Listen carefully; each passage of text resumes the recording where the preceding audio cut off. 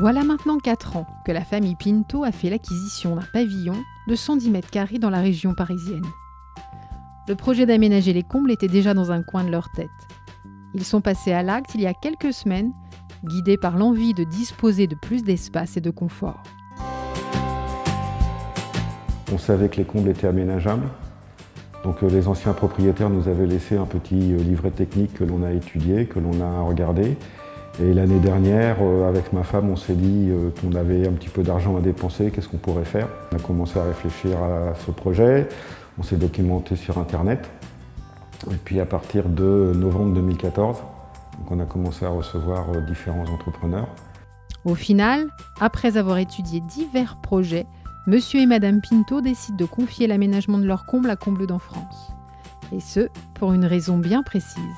On voulait à tout prix pouvoir continuer à vivre pendant que les travaux se réalisent. Donc on ne voulait surtout pas, c'est devoir ou déménager ou se priver d'une ou deux pièces parce que les ouvriers, il fallait qu'ils arrivent le matin, qu'ils montent. Donc la condition sine qua non, c'était pas d'utilisation donc de notre surface de vie en surface. Et deuxièmement, donc on ne voulait pas qu'il y ait des éventuels renforts dans les murs à poser.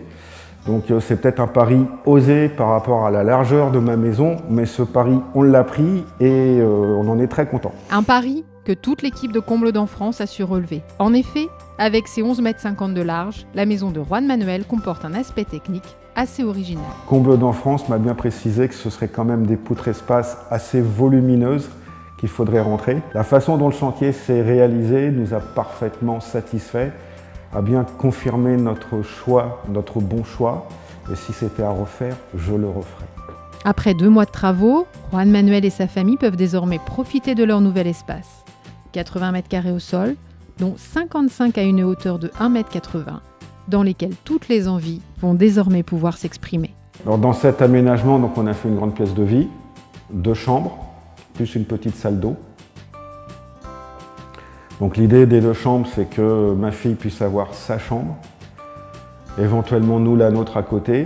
Et puis la pièce de vie, on n'a pas encore trop projeté comment on allait l'utiliser, mais bon, on a envie d'un endroit où on puisse se poser tranquillement, éventuellement regarder un beau film devant devant une belle télé.